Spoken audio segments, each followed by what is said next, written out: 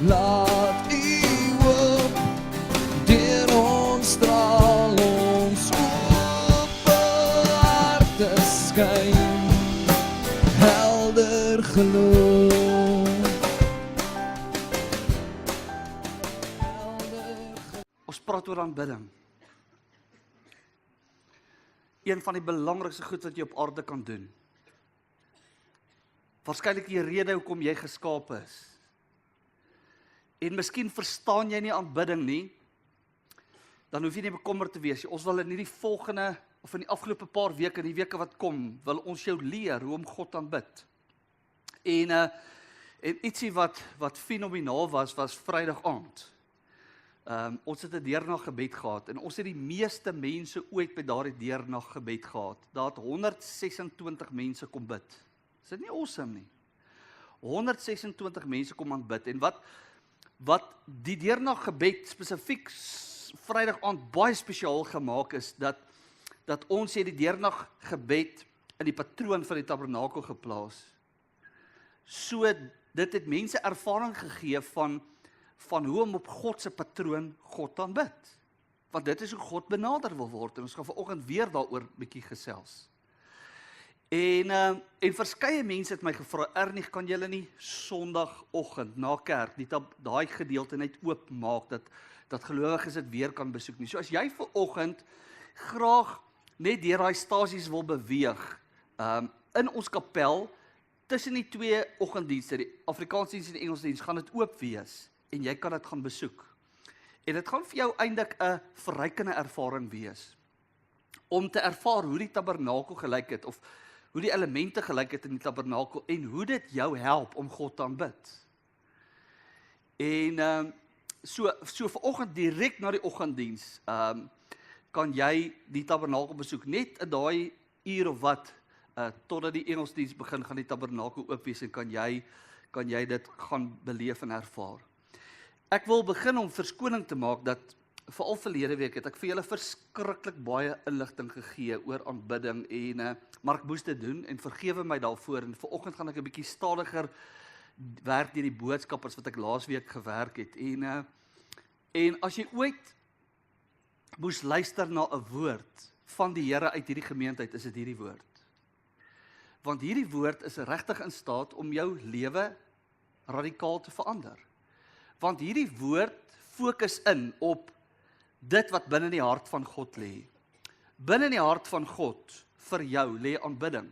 Meer as enigiets wat God vir jou wil gee, of wat jy dalk begeer, is aanbidding die belangrikste kern van ons geloof. En ek het dit laasweek gesê, die hele Bybel is geskrywe as 'n handleiding oor hoe jy nader aan God moet kom. En as ons die vraag moet antwoord, hoe kom jy nader aan God? Eenvoudig deur aanbidding. Aanbidding is die manier waarop jy nader moet kom aan God.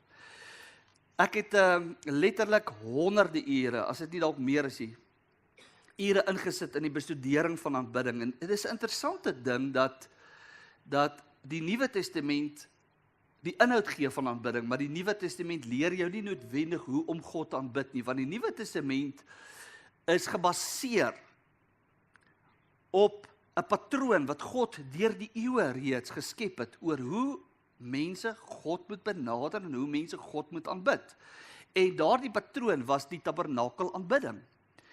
En ek wil vanoggend 'n bietjie dit oopbreek vir jou, dat jy al die elemente kan sien, en dat dit jou behulpsaam kan wees om God te aanbid. Nou baie interessant, 'n selleier het vanoggend na my toe gekom, en het vir my gesê dat in hulle spesifieke selgroep het die lewe van die mense verander. Mense het weer begin om God te aanbid by hulle huise. Het weer op hulle knieë neergeval en kragtige deurbrake ervaar terwyl hulle dit doen. Dis tyd, en ek sê dit vir hom vanoggend terwyl hy dit vir my vertel, sê ek vir hom, die tyd het gekom dat ons weer die knie gebuig voor God. Want dit is ons seisoen waarin ons die knie kan buig voor God. Want dan gaan 'n dag kom dat elke knie sal buig en elke tong sal bely dat Jesus Christus die Here is. Daardie dag gaan nie 'n vrywillige buig wees nie. Daardie dag gaan mense moet erken dat Jesus die Here is. Ons het pas 'n nuwe boek geskryf en ons gaan nie vir vanoggend af verkoop nie, maar wat ons in ons paastyd gaan gebruik, en dis die boek oor Sagaria. Dit is 'n ongelooflike Bybelse boek. En ons gaan julle help om die boek Sagaria te verstaan, maar in die boek Sagaria is daar 33 profesieë wat oor Jesus handel, messiaanse profesieë, waarvan 30 net so in vervulling gegaan het. Dat 3 profesieë nog nie vervul nie, want dit dui op die wederkoms van Jesus Christus. En die 3 messiaanse profesieë wat nie vervul is die een wanneer hy weer kom en sy voet op die Olyfberg gaan sit. En daardie dag sal elke knie voor God buig, nie gewilliglik nie. Maar die Bybel gee vir ons 'n alternatief, om nou ons nie voor God te buig, om nou sy teenwoordigheid te ervaar, nie tot veroordeling nie, maar tot heerlikheid. Dat is 'n verskil. In die laaste dag sal mense hulle knie buig, maar tot veroordeling. Baie mense wat Jesus Christus nou verwerp, hom misken ensovoorts, sal in daardie dag hulle knie moet buig, voor die heerlikheid van God tot oordeel. Maar wanneer ek en jy ons knie buig, gewilliglik hier op aarde, voor 'n lewende God, wat asem en lewe aan ons gee, dan is dit tot heerlikheid, daar gebeur iets in ons lewe. Ek wil 'n ander inleiding gee as wat ek gewoonlik gee oor aanbidding, voordat ek julle gaan help om die elemente van aanbidding te verstaan. Adam en Eva het in die tuin saam met God gewandel. Hulle het waarlik lewe ervaar, daar was geen dood gewees nie. Dood was vir hulle dood. Dit was buite hulle bestaan gewees, hulle het dit nie geken nie. Want daar was 'n krag gewees wat lewe gegee het in hulle liggame. En dit was die heerlikheid van God. Die heerlikheid van God, die woord vir die heerlikheid van God in Hebreëus is kabod. En dit beteken daar kom 'n gewig van God in jou lewe in. Daar's 'n gewig van God in jou lewe in. En die oomblik toe Adam en Eva sonde doen, toe verdwyn daardie gewig van die heerlikheid van God uit Adam en Eva se lewe uit. En skielik het daar 'n holte in hulle liggame ontstaan, wat baie mense, soos Augustinus, die groot kerkvader, noem dit 'n godleegte. Sodat mense daarna 'n diep gewortelde ongelukkigheid in hulle het. Daar's iets verkeerd in my lewe, ek weet nie wat dit is nie, ek kan nie dit kwalifiseer nie, ek weet nie wat dit is nie, maar dit voel vir my of daar iets weg is uit my lewe uit. Daar's 'n gebrek in my lewe, daar's 'n tekort in my lewe. Dit is 'n godleegte. En Paulus praat nie van in Romeine 3 vers 23, gaan lees dit 'n bietjie, hy sê, almal het gesondig, en het ontbreek hulle aan die heerlikheid van God. Daar's iets weg uit mense se lewens uit. En daarom die res van die Bybel is geskrywe om my en jou te help, hoe om daardie godleegte weer te vul met die heerlikheid van God. Hoe om weer God se heerlikheid in my lewe te ervaar. En soos wat ek het nou gesê het, daar's baie dinge wat ons aan gebrek het. Maar ons grootste gebrek lê nie aan al daardie goeder wat ons noem nie. Ons grootste gebrek lê aan die heerlikheid van God. Die vraag is, hoe kry ons weer die heerlikheid van God in ons lewe in? Hoe ervaar ons weer daardie plek waar daardie godleegte in ons harte en lewens gevul word? Ons kry dit deur aanbidding. En dan die gevolglike vraag is, hoe moet ons aanbid? En dit is waaroor ons hierdie afgelope paar weke gepraat het.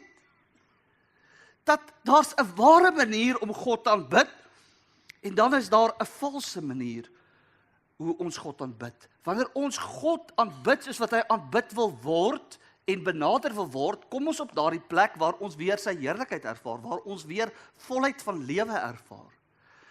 Wanneer ons God aanbid soos wat ons dink reg is, en op 'n nie korrekte wyse, bly ons ervaar leegheid, ongelukkigheid, depressiwiteit, die verlies van lewe, voel ons dit is te vergeefs.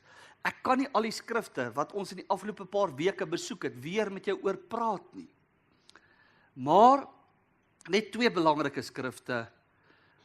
Jakobus, die broer van Jesus, die fisiese broer van Jesus, nooi gelowiges reg oor die wêreld uit in sy belangrike woorde. Hy is een van die pilare van die kerk in Jerusalem. En hy sê, nader tot God, en hy sal tot julle nader. En wanneer jy die res van daardie skrifgedeelte lees, dan verwys hy terug na tabernakelaanbidding. Tabernakelaanbidding was hierdie tent wat Israel gebou het in die woestyn. En God sê vir Moses, presies soos wat ek jou hierdie goeders wys, so moet jy dit bou in die woestyn. En dit was 'n kerk in aanhalingstekens, maar 'n kerk wat 'n spesifieke waarheid gehad het. En hy sê vir Moses, bou presies hierdie kerk, hierdie tabernakel, soos wat ek jou dit wys. Want soos wat ek dit jou wys, het dit spesifieke betekenis, wat vir die res van die eeue gaan geld, as 'n patroon van hoe God aanbid wil word. En ons lees dit in Eksodus 25 tot 40, en jy kan dit gerus gaan lees. En ek sê weer, hierdie is vir God verskriklik belangrik. En dit behoort vir jou ook belangrik te wees. Wanneer dit wat vir God belangrik is, vir jou belangrik word dit wat vir jou belangrik is, vir God belangrik. Dis Jesus se woorde. Jesus sê in Matteus 6, soek eers die koninkryk van God en al sy geregtigheid. Miskien moet ek 'n tree terug gaan. Hy sê eintlik, die Here weet dat julle 'n klomp goed in julle lewens nodig het. Die Here weet, julle het klere nodig, julle het kos nodig, julle het 'n klomp goeders nodig, julle het geld nodig. Die Vader in die hemel weet dat julle dit nodig het. Gaan lees Matteus 6. Maar soek eers die koninkryk van God en al sy geregtigheid, en hy sal al hierdie dinge vir jou byvoeg. Is God 'n leenaar? Nee, God is 'n waarmaker van sy woord. As jy doen wat God vir jou sê om te doen, sal jy geen tekort op hierdie aarde beleef nie. Glo jy dit vanoggend? Sê 'n bietjie amen. Julle lyk so of julle lank by die rugby was. Daar was nou nie rugby gister nie, maar ek bedoel, lank by iets was gister. Julle moet hoor wat God sê vanoggend. Want in die woorde wat ons bring vir julle, is daar lewe vanoggend vir jou. So, bou hierdie tabernakel, sê God vir hulle in die woestyn. En in die Nuwe Testament, ek gaan lees dit 'n bietjie in Hebreërs 8 vers 5, sê die skrywer van die Hebreëbrief, die tabernakel en sy elemente was 'n skaduwee, was 'n simbool van iets groters, van die hemelse tabernakel, wat ek en jy vandag ervaar. Ons ervaar die hemelse tabernakel vandag, wanneer ons hier aanbid. Ons weet al daardie simboliese goeders wat daar in die woestyn gebeur het, en gestaan het in die tabernakel, is vir ons 'n waarheid van hoe ons vandag God moet aanbid, en hoe ons toegang tot die heerlikheid van God in ons lewens kan kry. Ons het nodig om God in gees en in waarheid te aanbid. Dit is ons toegang tot die heerlikheid van God. As jy jou lewe wil volmaak met God, leer wat dit beteken om God in gees en in waarheid te aanbid, want die Vader soek mense wat hom so aanbid. God se Heilige Gees is vanoggend hier in die kerk, en hy soek mense wat God in gees en waarheid aanbid. Want wanneer hy mense kry wat dit doen, dan seën hy hulle, dan ontmoet hy hulle, en verander hy hulle lewens, en voeg hy by hulle lewens alles wat hulle nodig het. Dis God se woord vanoggend vir jou. Kortliks vanoggend, ook moet hulle vir my 'n heiligdom maak, dat ek in hulle midde kan woon. Eksodus 25 vers 8. En vers 9, volgens alles wat ek jou laat sien, die voorbeeld van die tabernakel, die voorbeeld van alles wat daarbey behoort, so moet julle dit maak. Ons het verlede week gepraat oor hoe die tabernakel lyk. En jy kan gerus na die oggenddiens kan jy gaan kyk na die verskillende elemente van die tabernakel. En ek het laasweek vir julle gewys, die tabernakel het uiteindelik gedui, presies soos wat God het sê. God sê, sit daardie ding, sit die ark aan die weste kant.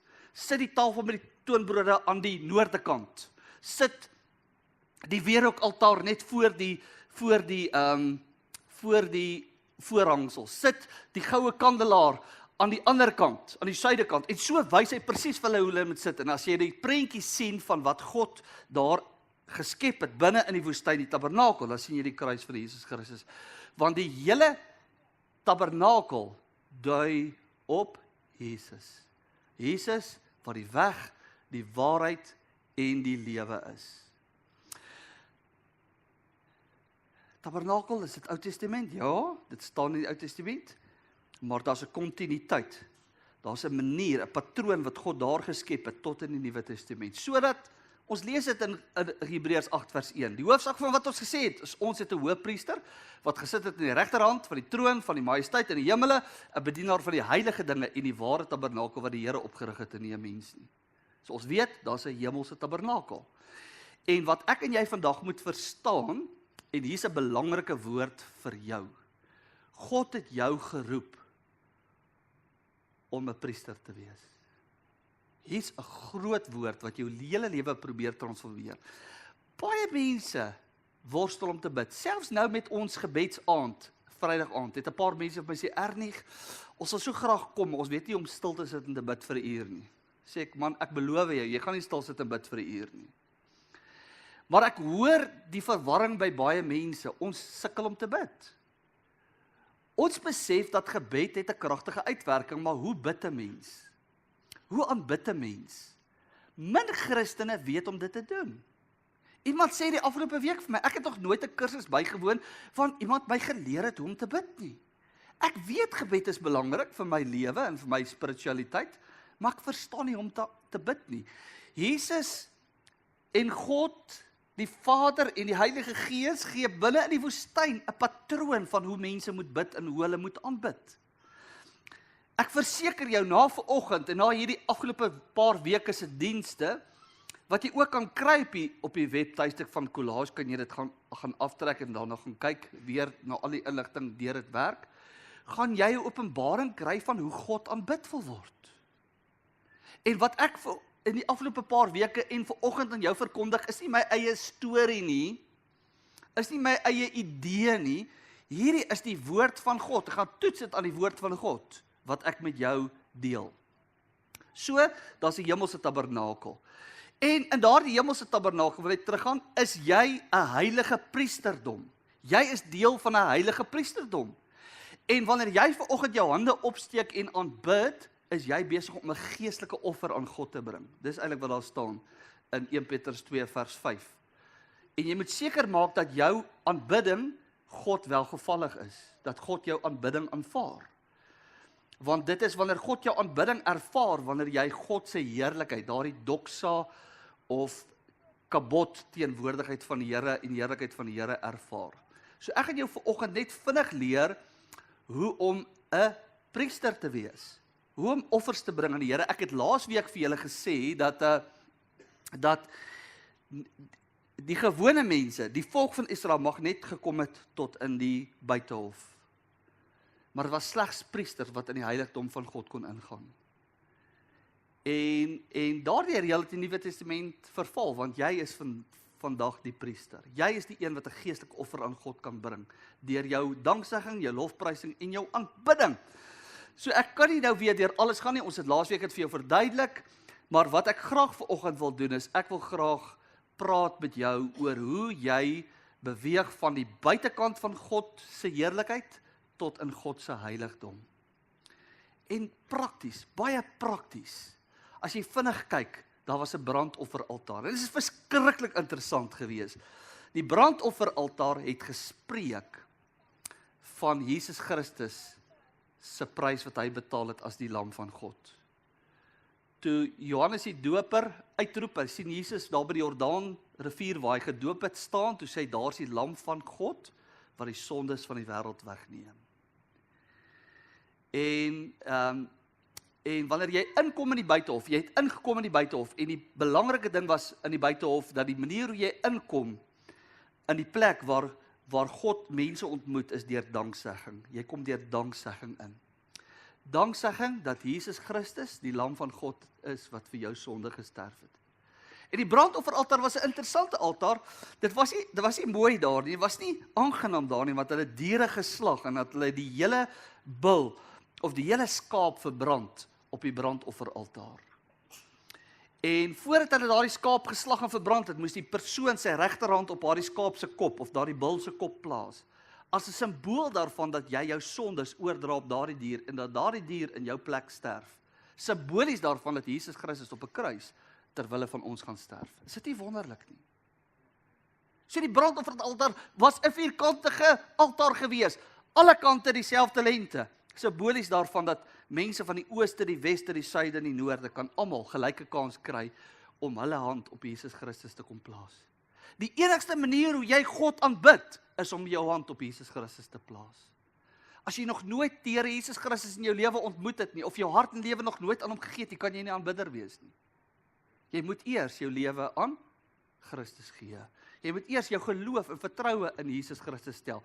En dit was die simboliek geweest. En as jy kyk gou-gou, wanneer jy by die brandofferaltaar kom, in die hemelse tabernakel, dan sit ons nie meer ons hand van vertroue op Jesus Christus, as ek dit al gedoen het nie.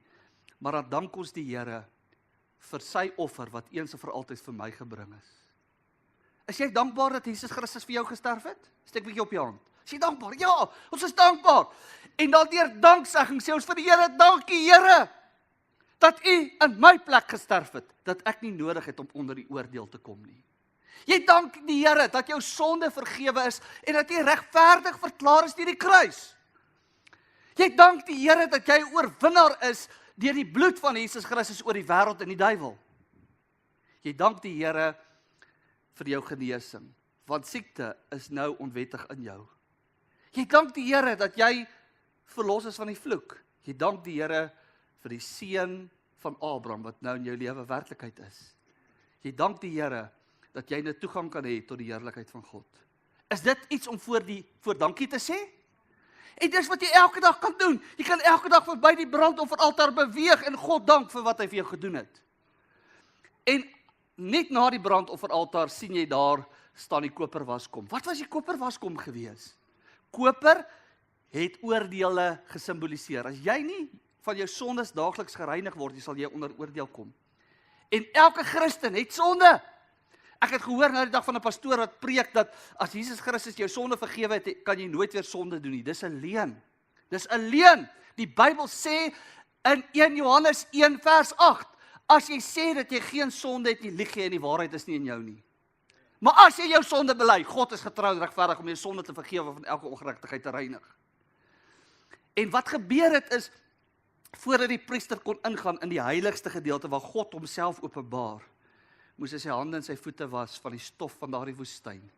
Die stof van die wêreld kom sit op jou hande en jou voete. Jy hoor goed wat jy nie moet hoor nie. Jy sien goed wat jy nie moet sien nie. Jy praat goed wat jy nie moet praat nie. Jy beleef goed wat verkeerd is in God se oë. En jy kan nie met sonde God se heerlikheid ervaar nie. So wat moet 'n Christen daagliks doen? Daagliks sy hande en sy voete was by daardie koperwaskom. Dis die woord van God. So, die koperwaskom is die reinigings van my daaglikse oortredinge en sondes. Is dit werklik so? Ja, gaan lees die Onse Vader gebed, waar Jesus sy disippels leer om te bid. Vader, vergewe ons sondes. 'n Christen kan sonde doen. Jy kan verkeerd doen. Jy sal wel nie geoordeel word tot 'n ewige hel van daardie sonde nie, maar daardie sonde sal jou weghou van die Vader af. En ons fokus met aanbidding is ons wil by die Vader uitkom. So, as jy deur daardie voorhangs of deur daardie deur gaan, dan is die volgende woord, danksegging is binnekant in die buitehof, dan is lofprysing die groot woord. Waarvan spreek daardie middelste gedeelte, die heiligste gedeelte? Waarvan spreek dit? Dit is waar Jesus gepraat het met die vrou, en hy sê, jy moet God in gees en in waarheid aanbid. Hoor nou gou hierdie woord. Waarvan het Jesus gepraat? Jesus het gepraat van hierdie gedeelte, die heiligdom en die allerheiligste. Die oomblik as jy met jou liggaam God aanbid, en jy daag op by die kerk, is dit nie vir God genoeg nie. So hierdie vrou was elke dag of gereeld in die Samaritaanse tempel gewees, op die berg Gerizim, met sy God gaan aanbid, met haar liggaam. Sy het opgedaag, maar sy het nooit ware aanbidding ervaar nie. En so wil ek sê, dat baie Christene ervaar nie ware aanbidding nie. Hulle kom net met hulle liggame kerk toe, dis hulle enigste vorm van aanbidding. Hulle steek net hulle hande op, hulle kniel net voor God, hulle aanbid net God met hulle liggame, maar hulle bid God nooit met hulle hart nie. Hierdie gedeelte as jy ingaan in die heiligste gedeelte, is om met jou hart God te aanbid. Jou hart is jou siel in die Bybel. En die Bybel sê, jy's 'n drie-eenheid. Jy's 'n liggaam, siel en gees. 1 Tessalonisense 5 vers 23. En God wil nie net jou liggaam hê nie, hy wil jou siel hê. Wat is jou siel? Jou siel is jou emosies, jou intellek en jou wil. En gereeld sien ons hoe God met sy volk praat. Julle loof my met julle lippe, maar julle harte is ver van my af. In Jesaja. En Jesus praat ook daarvan in die Nuwe Testament. Baie mense sing saam met ons liedjies, aanbid saam met ons deur hulle hande op te steek, maar hulle kop is by hulle werk. Hulle kop is by die hoender in die oond, daar by die huis wat dalk die huis gaan afbrand. Hulle kop is op 'n ander plek, hulle hart is op 'n ander plek. Jy weet, soos ou eendag vir my sê, hy sê vir my, Ernie, ek sit liewers by die viswater en dink aan die kerk, as wat ek by die kerk sit en dink aan die viswater. So hy's hierso, maar hy's nie hier nie. Dis die aanbidding wat God aanvaar nie. God wil hê jou hele hart moet daaraan wees.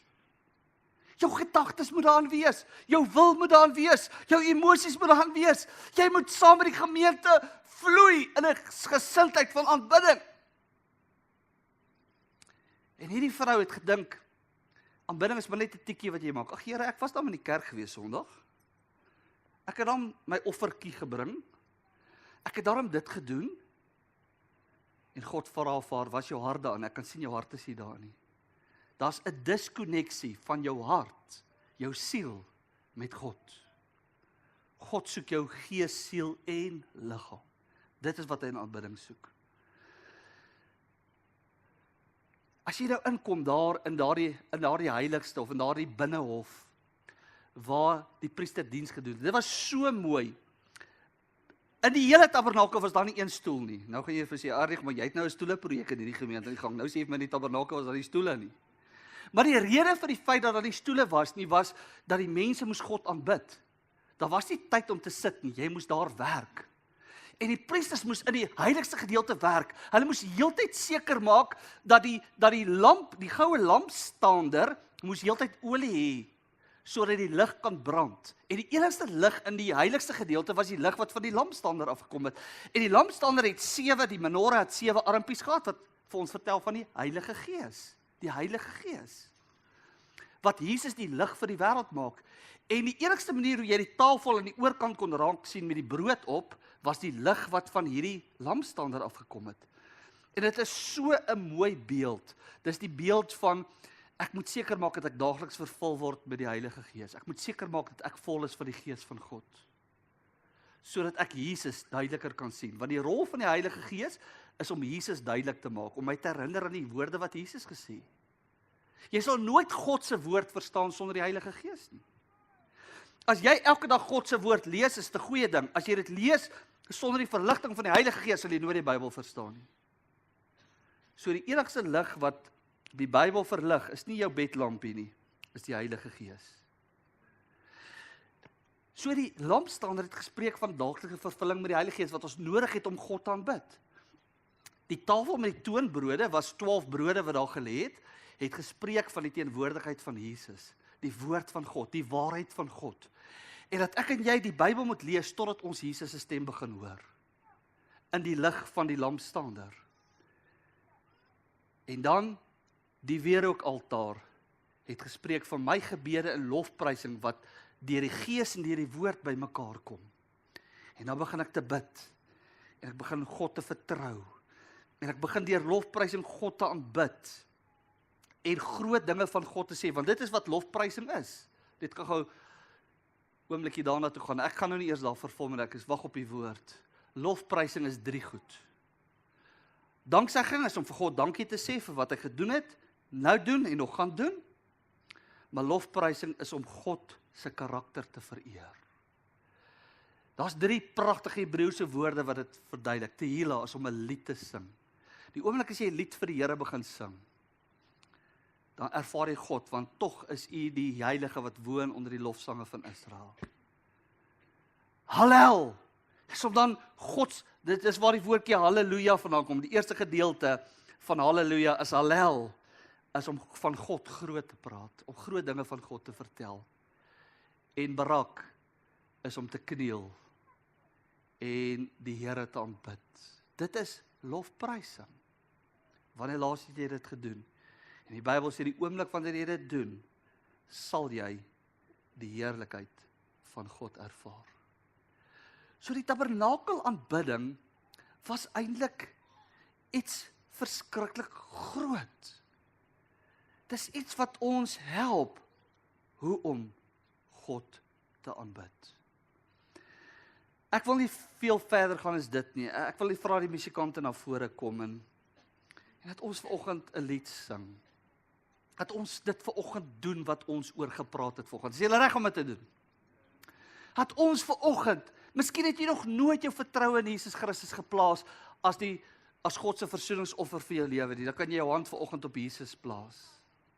Miskien staan jy vanoggend en sê, ek word diep geraak deur 'n klomp goeters wat in my lewe gebeur het in die afgelope week, goeters wat ek gesê het, goeters wat ek gedoen het, wat nie vir God aanvaarbaar is nie. En ek wil my hande was in die koperwaskom vanoggend. Maar ek wil ingaan vanoggend en ek wil in die heiligste van God staan. En ek wil diens doen as 'n priester vanoggend om 'n geestelike offer te bring wat aan God welbehaaglik is. Dis jou geleentheid om dit vanoggend te doen. En ons gaan 'n lied sing vanoggend. Majesty.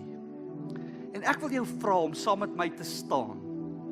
En as jy lied sing en jy voel jy wil kniel. As jy voel jy wil hande opsteek, steek hande op.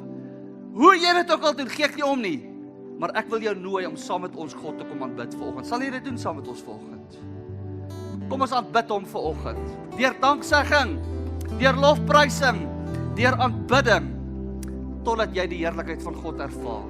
Totdat jy ontmoeting in jou gees met God sal hê, want dit is God se plan en doel met jou lewe. So kom ons sing hierdie lied saam.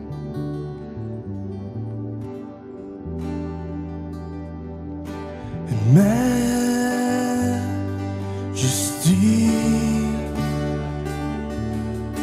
His majesty,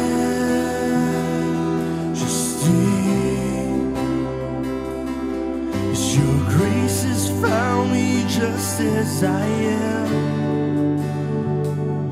empty-handed but alive in your hand, as we're singing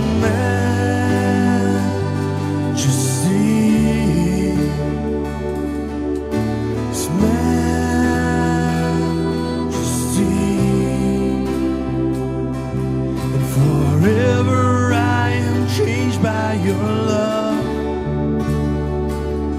in the presence of your majesty.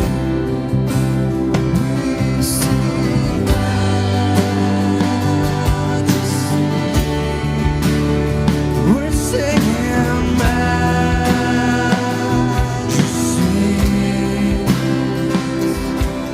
Your grace has found me just as I am,